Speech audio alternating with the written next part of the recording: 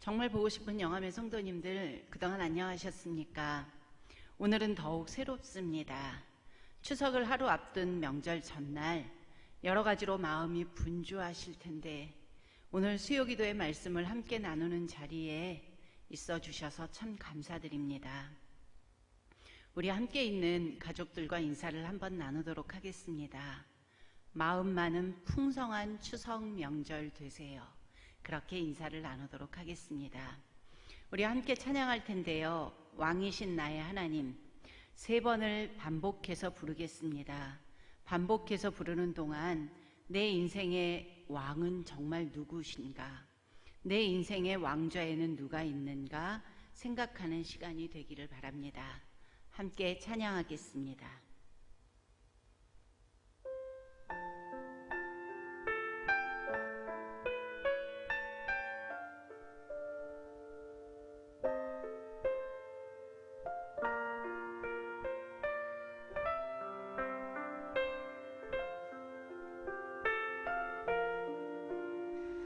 왕이신 나의 하나님, 내가 주를 높이고 영원히 주의 이름을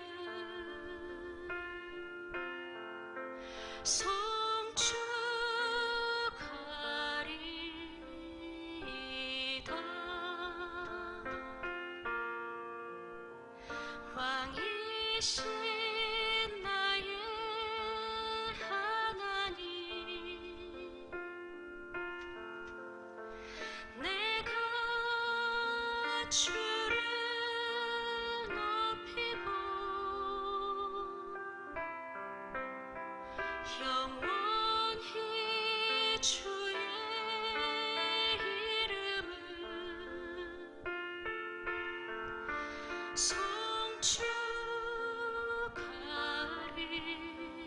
송축하리이다. 왕이신 나의 하나님, 내가 주를 높이고 영원히 주의 이름을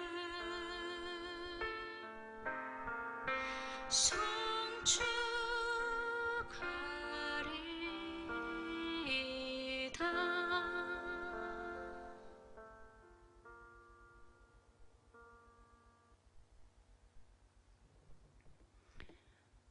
내 인생의 왕은 누구십니까? 찬양을 부르며 생각하셨을 줄로 압니다. 오늘 우리가 함께 보실 하나님 말씀은 사사기 3장입니다. 3장 7절에서 11절까지인데요. 저와 여러분이 한 절씩 교독하도록 하겠습니다. 7절을 제가 먼저 보겠습니다. 이스라엘 자손이 여호와의 목전에 악을 행하여 자기들의 하나님 여호와를 잊어버리고 바알들과 아세라들을 섬긴지라. 여호와께서 이스라엘에게 진노하사 그들을 메소보다미아 왕 구산 리사다임의 손에 파셨으므로 이스라엘 자손이 구산 리사다임을 8년 동안 섬겼더니 이스라엘 자손이 여호와께 부르짖음에 여호와께서 이스라엘 자손을 위하여 한 구원자를 세워 그들을 구원하게 하시니 그는 곧 갈렙의 아우 그나스의 아들 온니엘이라.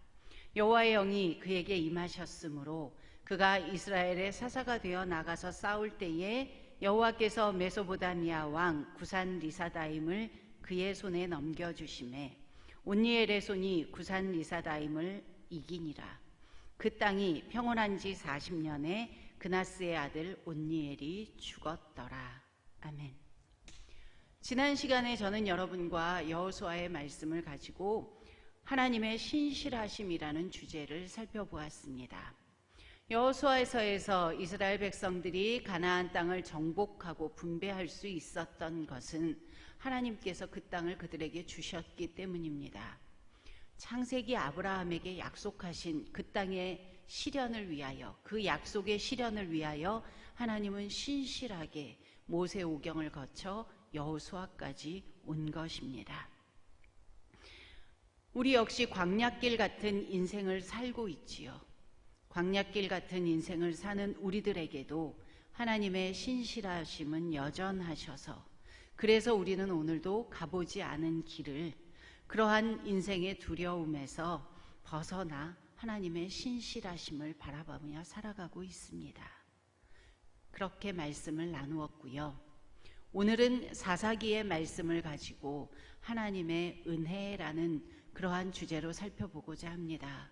새벽마다 하나님께서 사사기 말씀을 주시는 은혜를 다시 한번 되풀이 반복하여 살펴보는 시간을 갖도록 하겠습니다. 사사기 하면 우리는 누구에게나 생각나는 구절이 하나 있습니다. 같이 한번 읽겠습니다. 그때에 이스라엘의 왕이 없으므로 사람이 각각 자기의 소견에 오른 대로 행하였더라. 사사기 하면 이 구절이 먼저 생각납니다. 17장 6절에서도 그리고 21장 마지막 절인 25절에서도 이 구절로 마무리합니다. 그렇죠. 이스라엘의 왕정 시대가 되기 전이니 왕이 없었다는 말도 일리는 있습니다. 그러나 그들에게 정말 왕이 없었을까요? 우리가 오늘 기도회를 시작하면서 불렀던 찬송이 있습니다. 왕이신 나의 하나님, 내가 주를 높이고 영원히 주의 이름을 송축하리이다. 그들에게는 왕이 없지 않았습니다. 그들에게는 진짜 왕이 있었습니다. 하나님이 그들의 왕인데 그들이 발견하지 못하고 보지 못하고, 그래서 왕이신 하나님께 영광을 돌리지 못했던 시대, 그것이 사사기입니다. 사사기에는 반복되는 구조가 있지요. 우리 그림을 함께 보면서 말씀을 좀 더 이어갈 텐데요. 여기 보시면 악행, 재앙, 회개, 구원, 이 네 가지 구조가 반복되고 있습니다. 여러분, 이 그림에 눈을 두시면서 아까 읽었던 말씀 중에서 몇 구절을 제가 읽어드리도록 하겠습니다. 7절 말씀 보시면 이스라엘 자손이 여호와의 목전에 악을 행하여, 첫 번째 단계인 악행입니다. 그런데 7절은 더 소개합니다. 그 악행은 다른 것이 아니라 하나님을 잊어버리고 이방 신들을 섬긴 것이라고요. 하나님은 내내 말씀하셨습니다. 하나님을 잊어버리지 말라고요. 하나님을 기억하고 말씀을 지키고, 그 지키는 것에서 멈추지 말고 다음 세대까지 말씀을 가르치라고 반복해서 또 말씀하셨습니다. 레위기에서는 내가 거룩하니 너희도 거룩하라고 당부하셨고요. 신명기에서는 내가 오늘 너희 앞에 복과 저주를 한꺼번에 두었다. 하나님의 명령을 들으면 그것이 복이 될 것이고, 명령을 듣지 아니하면, 그리고 그래서 본래 알지 못하던 다른 신을 따르면 너희는 저주를 받을 것이다. 그렇게 미리 당부하고 또 당부하셨습니다. 여호수아도 가나안 땅을 차지한 이후에 여호수아도 경고합니다. 만일 너희가 하나님 여호와께서 명령하신 언약을 범하고 가서 다른 신들을 섬겨 그들에게 절하면 여호와의 진노가 너희에게 미치리니 너희에게 주신 아름다운 땅에서 너희가 속히 멸망하리라. 여호수아서 23장 16절 말씀인데요. 경고했습니다. 그리고 마지막에 한 번 더 말합니다. 나와 내 집은 오직 여호와를 섬기겠노라. 그런데 사사기에 와서 이스라엘 백성들은 또 같은 범죄를 저지르고 있습니다. 여호와를 잊어버리고 구원의 하나님을 잊어버리고 우상을 섬기는 그 일들을 또 반복하고 있습니다. 두 번째 단계는 재앙입니다. 재앙. 8절 말씀 보시면 여호와께서 이스라엘에게 진노하셨습니다. 하나님께서 진노하셔서 다른 나라들을 도구로 삼으셔서 이스라엘 백성들을 압제하는 재앙을 내리셨습니다. 세 번째 단계는 회개죠. 너무 힘이 들어 기도합니다. 이스라엘 자손이 여호와께 부르짖습니다. 살려주세요. 도와주세요. 그러면 하나님은 다시 구원하십니다. 한 구원자를 세워 그들을 구원하게 하시고 그들이 다스리는 동안 그 땅이 평온하게 하십니다. 이것이 사사기에서 반복되는 구조입니다. 그런데 사사기에서만 반복되고 있습니까? 저와 여러분의 인생 가운데에도 이 구조는 여전히 반복되고 있습니다. 이 구조 속에서 우리는 하나님의 은혜를 찾아가고자 합니다. 똑같은 현상이 반복되는 것을 우리는 순환이라고 합니다. 이 순환에는 선순환과 악순환이 있지요. 선순환은 이것이 반복되면서 돌면서 점점 더 좋은 방향, 점점 더 서로에게 좋은 영향을 끼치는 것을 선순환이라고 합니다. 그런가 하면 악순환은 점점 더 나쁜 방향으로 가는 것을 말합니다. 사사기는 악순환입니다. 저와 같이 표를 한번 살펴보면 왜 악순환인지 알게 되는데요. 사사기 3장부터 16장까지는 첫 번째 사사인 온니엘부터 마지막 사사 삼손까지, 마지막 삼손까지 12명의 사사들의 이야기를 소개하고 있습니다. 그런데 표를 한번 보시면 후반으로 갈수록 압제 기간은 길어지고 평화 기간은 짧아집니다. 첫 번째 사사 온니엘 때는 압제 기간이 8년이었고 평화의 시간은 40년이었습니다. 그 다음 에훗 때에는 평화의 시간이 80년이나 되었습니다. 그런데 마지막에 올수록 압제 기간은 길어지고 평화의 기간은 짧아집니다. 점점 더 좋아진다는 느낌이 없죠. 그래서 악순환입니다. 그래서 사사시대를 구약시대의 종교 암흑기로 보기도 합니다. 그러나 오늘 우리는 이 반복되는 악순환의 구조 속에서 희망을 찾아봅니다. 그것은 그럼에도 반복되는 멈추지 않는 하나님의 은혜입니다. 범죄하고 또 반복하여 범죄하는 백성들의 모습을 보면서 하나님은 진노하십니다. 그래서 다른 백성들을 통하여 그들을 압제하십니다. 그럼에도 불구하고 이스라엘 백성들이 부르짖으면 어김없이 사사를 세워서 구원하시는 하나님의 은혜를 발견하게 됩니다.